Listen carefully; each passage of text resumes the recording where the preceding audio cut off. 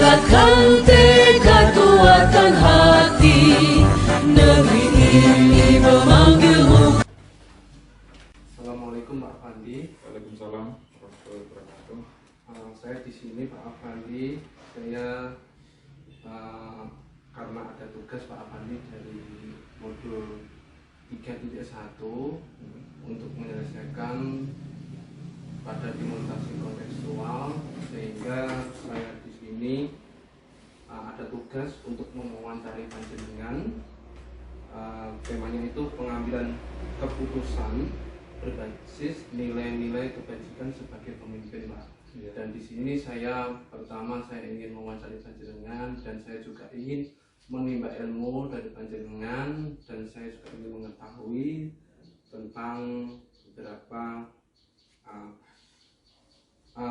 pertama Pak Afandi, saya ingin bertanya, selama ini bagaimana panjenengan dapat mengidentifikasi kasus-kasus yang merupakan dilema etika atau rujukan moral? Ya, selama ini kasus-kasus di SD Narukan ini memang dulu untuk membedakan antara dilema etika dan rujukan moral kami pun belum paham, tapi setelah kami mengikuti guru penggerak angkatan 6, kami jadi paham antara perbedaan antara dilema etika dan rujukan moral. Jadi setelah saya lulus dari guru penggerak angkatan 6, saya jadi tahu antara yang membedakan antara dilema etika dan rujukan moral itu seperti apa. Seperti itu. Jadi untuk kedepannya kami juga akan mengimplementasikan ilmu itu berdasarkan prinsip-prinsip atau berdasarkan apa yang saya dapat dari guru penggerak, sehingga kami dapat mengambil keputusan dengan tepat seperti itu. Terus Pak Afandi, jadi dengan karena yang ilmu yang didapat dari guru penggerak angkatan 6 yang kemarin, sehingga dapat diimplementasikan di SD Negeri Narukan, Pak Afandi, seperti itu ya, yang saya tangkap sekilas ya. Dan selanjutnya saya ingin tahu Pak Afandi, selama ini bagaimana panjenengan itu menjalankan pengambilan keputusan di sekolah, terutama untuk kasus-kasus di mana ada dua kepentingan yang sama benar atau sama-sama mengandung nilai kebajikan. Terkait keputusan yang saya ambil mengenai dilema etika, yaitu ya, dilema etika, selama ini saya melibatkan berbagai pihak tergantung kasusnya. Jadi tiap kasus kita analisa terlebih dahulu, terus kita libatkan yang terkait dengan kasus tersebut. Misalnya melibatkan guru-guru, pejabat, atau orang tua. Jadi nanti ketika pengambilan keputusan semua tahu. Jadi tidak hanya kepala sekolah yang membuat keputusan, tapi keputusan saya itu adalah musyawarah dari berbagai pihak tergantung kasusnya, seperti itu. Jadi yang saya tangkap sekilas berarti mengedepankan musyawarah tadi ya. Terus selanjutnya Pak, saya ingin tahu langkah-langkah atau prosedur seperti apa yang bisa jenengan lakukan selama ini. Langkah-langkah prosedur ada 9 langkah yang saya 9 langkah dan 3 prinsip ya. Itu biasanya kami tidak memakai semua, tergantung kasusnya. Bisa saja hanya saya pakai 1 atau 2, atau bisa kombinasi antara 9 langkah, kemudian keputusan dan prinsip tadi atau paradigma itu. Jadi tidak saya pakai semuanya, tergantung masalahnya. Nanti saya kolaborasi antara itu. Yang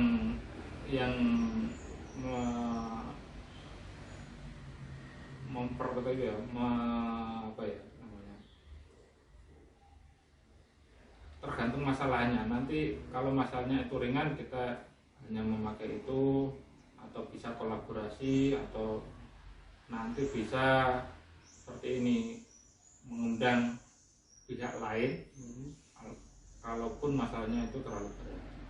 Jadi kolaborasi, tidak semua saya pakai seperti itu. Jadi yang saya tangkap sekilas tadi berarti tergantung situasi. Iya, tergantung masalahnya. Masalahnya seperti itu. Nah, selanjutnya Pak Effendi, saya ingin tahu hal-hal apa saja yang selama ini dengan anggap efektif dalam pengambilan keputusan pada kasus-kasus dilema etika. Pada kasus dilema etika yang saya anggap efektif ya tadi kerjasama antara saya dan rekan guru atau wali siswa, sehingga masalah ini masalah anak ya, kita harus berpihak pada anak. Jadi yang selama ini saya efektif ya, saya misalnya ada keluhan dari guru, nah ini gini, nah itu kita komunikasikan antara guru, wali kelas, dan orang tua anak tersebut, sehingga permasalahannya itu melibatkan berbagai pihak. Jadi kalau kita kerja sama, maka masalah itu akan cepat selesai, dan itu saya anggap efektif. Kalau saya jalan sendiri tidak mungkin, karena kadang masalahnya itu agak berat. Misalnya masalah kemarin itu masalah akte, itu kan juga agak berat. Kita harus melibatkan berbagai pihak, bahkan sampai dukcapil saya. Jadi saya akan melibatkan berbagai pihak untuk mengatasi masalah-masalah tersebut. Seperti itu. Jadi ada kerjasama. Iya, kerjasama antara. Ya. Selanjutnya Pak, saya ingin tahu juga hal-hal apa saja yang selama ini merupakan tantangan dalam pengambilan keputusan pada kasus-kasus dilema etika. Untuk tantangan yang saya hadapi itu gini, kan tidak semua guru paham tentang dilema etika. Ketika saya terapkan dilema etika itu, banyak guru yang tidak paham karena belum semuanya ikut bergerak, sehingga apa yang saya sampaikan itu terkadang guru tersebut tidak tanggap, sehingga itu permasalahannya itu karena kurangnya pengetahuan antara dilema etika di rekan-rekan guru, seperti itu. Karena memang belum tahu ilmu dilema etika, dan dilema etika itu kan di guru penggerak ya, dan semua tidak ikut guru penggerak, belum lulus lah. Akhirnya saya menuntaskan itu, dan kekurangannya ya tadi tidak pahamnya guru-guru di rekan-rekan guru kita antara dilema etika dan rujukan moral, seperti itu. Tantangannya ya kita harus mengeluarkan ilmu, jadi satu sekolah ini bisa tahu antara dilema etika dan rujukan moral seperti apa. Jadi karena tadi yang saya tangkap sekilas berarti karena ada kekurangan pengetahuan antara dari rekan guru gitu ya. Jadi seperti itu ya. Untuk selanjutnya Pak, saya ingin tanya, apakah Anda memiliki sebuah jadwal tertentu dalam sebuah penyelesaian kasus dilema etika? Apakah Anda langsung menyelesaikan di tempat atau memiliki sebuah jadwal untuk menyelesaikannya? Bentuk atau prosedur seperti apa yang Anda jalankan? Untuk menjalankan dilema etika, saya tidak memiliki jadwal tertentu, tergantung nanti kasusnya seperti apa. Jadi sifatnya situasional. Jadi kalau ada masalah ini, kita analisa kasusnya, nanti kita kerjasama dengan pihak-pihak terkait yang bisa menyelesaikan kasus tersebut, sehingga keputusan yang saya buat itu tidak terjadwal, tergantung kasusnya datang datangnya kapan gitu kita selesaikan. Ya tidak seketika selesai, kadang-kadang kasus tersebut kan kalau kasusnya ringan cepat selesai, tapi kan kadang ada kasus yang membutuhkan waktu seperti itu. Jadi tergantung dari kasusnya gitu. Ya, dari tidak terjadwal. seperti itu, jadi tidak terjadwal. Baik Pak Fandi, selanjutnya saya ingin menanyakan, adakah seorang atau faktor-faktor apa yang selama ini mempermudah atau membantu panjenengan dalam mengambil keputusan dalam kasus-kasus dilematika? Dalam kasus dilematika banyak sekali faktor atau seseorang yang membantu saya, terutama dari rekan guru atau bisa juga wali murid, komite sekolah dan lain sebagainya, termasuk instansi-instansi di lingkungan sekolah kita, termasuk Puskesmas, termasuk polsek, termasuk siswanya sendiri bisa seperti itu. Jadi untuk pengambilan keputusan ini banyak faktor yang membantu saya dalam menyelesaikan atau saya dalam membuat keputusan seperti itu. Iya. Ya, baik Pak Fandi, dan selanjutnya saya juga ingin tahu tentang dari semua hal yang telah disampaikan, pembelajaran apa yang dapat jenengan petik dari pengalaman panjenengan mengambil keputusan dilematika? Dari semua kasus yang pernah saya alami dan pengambilan keputusan terkait dilematika, itu yang saya ambil positifnya adalah kita harus selalu berkomunikasi entah dengan teman atau dengan faktor-faktor tadi. Kita harus mengkomunikasikan. Jadi komunikasi itu sangat penting, Kita tidak bisa mengambil keputusan sendiri. Kita harus melibatkan berbagai pihak, dan berbagai pihak itu butuh komunikasi. Dikomunikasi dengan berbagai pihak sehingga keputusan yang saya ambil itu bukan merupakan keputusan saya, tapi keputusan semua pihak. Saya hanya mengeksekusi saja dari semua faktor-faktor yang dapat saya rangkum, nanti saya buat keputusan seperti itu. Jadi komunikasi itu sangat penting sekali dalam pengambilan keputusan. Ya, berarti mengedepankan komunikasi ini yang saya tangkap. Dan saya juga terima kasih Pak Fandi atas waktunya, dan saya belajar banyak dari panjenengan, dan semoga ini menjadi bekal yang baik untuk saya di kedepannya. Seperti itu Pak, terima kasih atas waktunya Pak.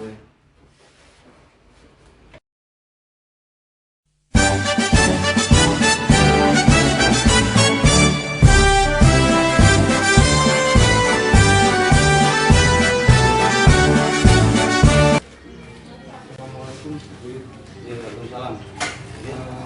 Di sini saya ingin bincang-bincang sama jenengan, dan saya ingin mewawancarai, dan sambil saya ingin bertemu sama jenengan, dan karena ini ada tugas dari modul 3.1 tentang imunitas intelektual itu. Temanya yang adalah pengambilan keputusan berbasis nilai-nilai kebajikan sebagai pemimpin. Dan ini saya ingin bertanya beberapa, selama ini bagaimana panjenengan dapat mengidentifikasi kasus-kasus yang merupakan dilema etika atau ujian moral? Terima kasih Pak Tigor. Terkait dengan peristiwa kasus yang ada di sekolah kami, termasuk dilema etika atau ujian moral, tentunya identifikasi itu harus kita lihat masalahnya apa. Ketika sudah dilihat masalahnya apa, kemudian kita perlu mengidentifikasi masalah itu terjadi karena contohnya yang kemarin itu ada anak diri saya dari kelas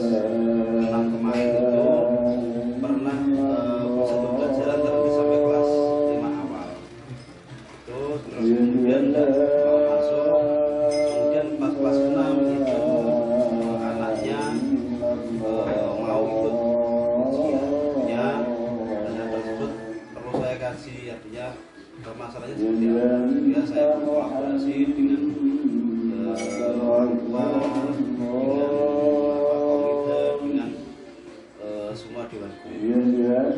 Jadi perlu pengajian dan kolaborasi antara semua komponen yang ada seperti itu Pak yang sudah kami jelas.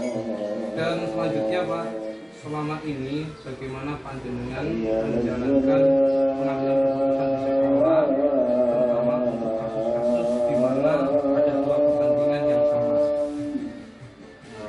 benar atau salah dalam masalah regulasi.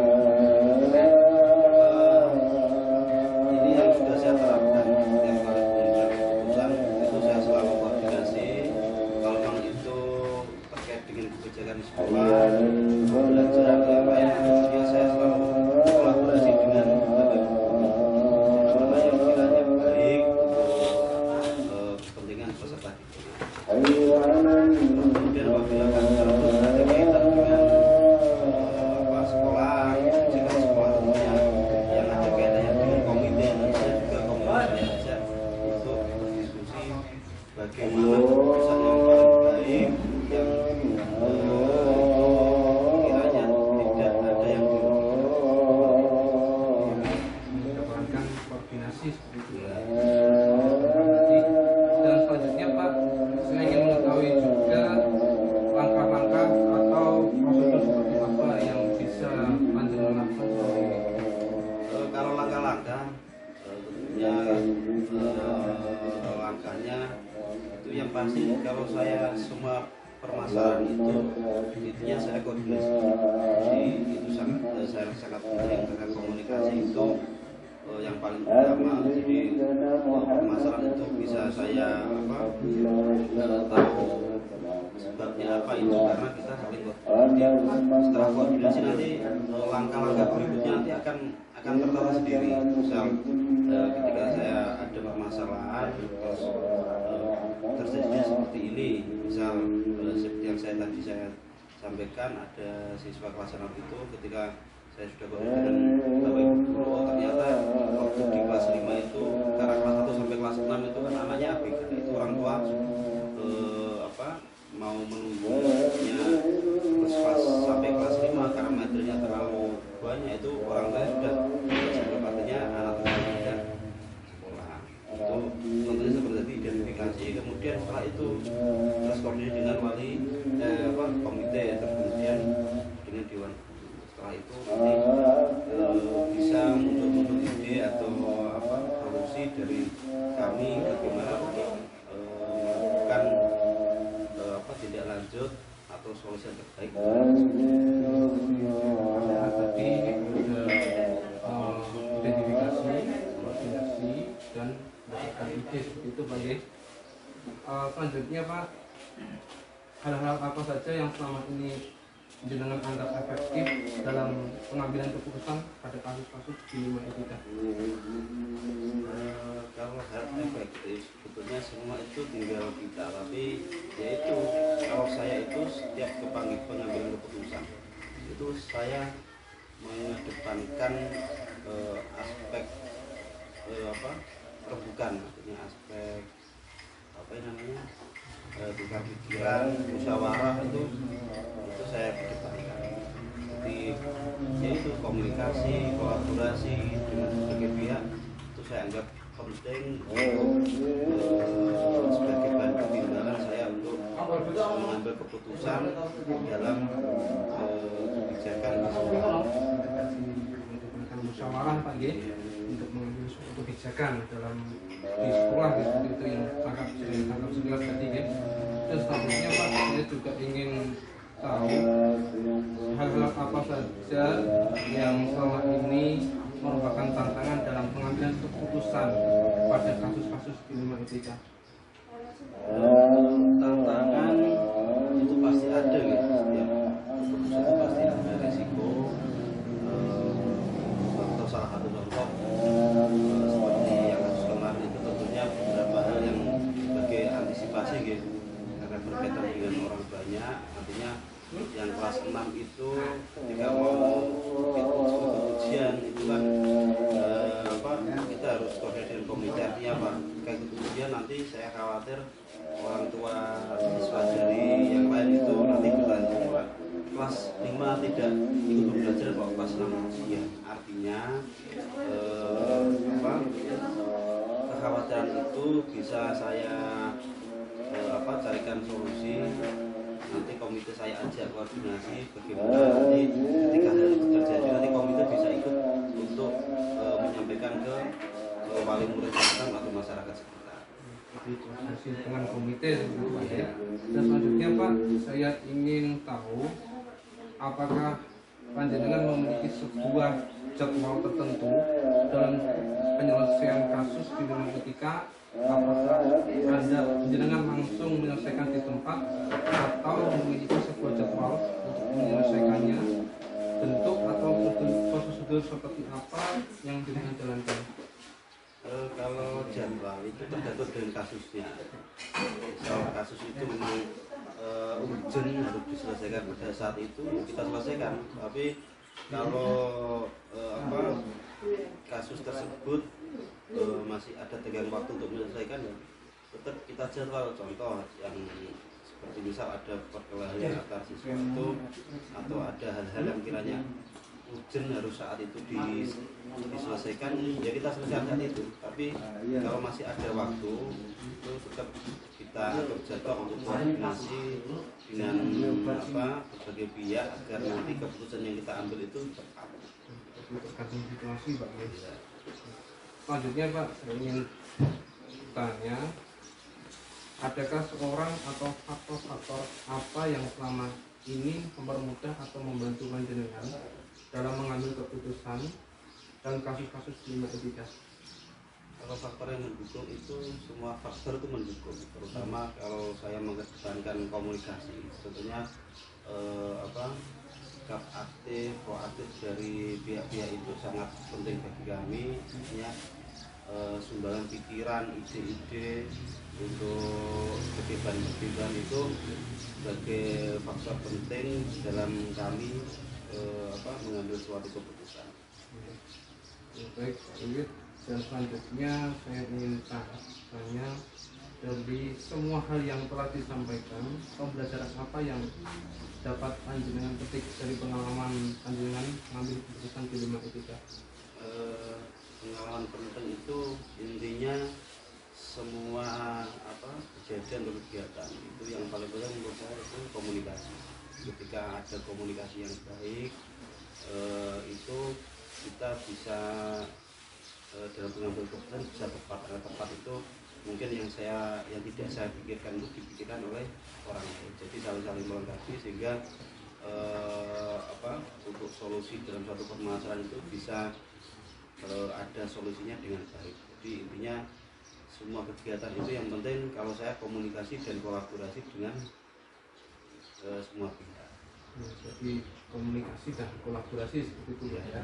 Ya, terima kasih Pak atas waktunya, dan saya juga belajar banyak dari panjenengan, dan semoga ini bisa menjadi bekal saya ke depannya menjadi baik seperti itu.